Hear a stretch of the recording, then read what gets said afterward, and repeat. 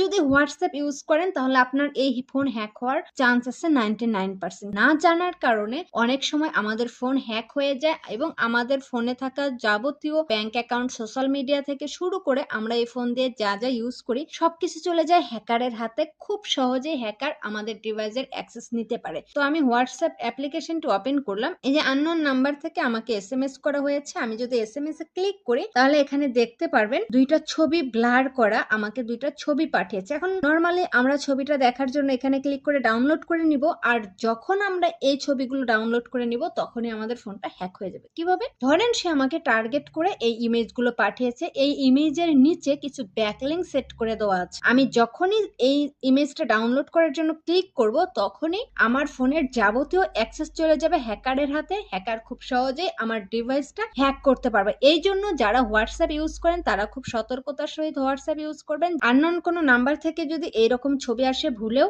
Click করবেন না। আপনার পরিচিত হোক সেটা আলাদা কথা। এরকম আরো নিত্য নতুন ভিডিও পেতে এখনই ভিজিট করুন আমাদের YouTube channel Master Idea take.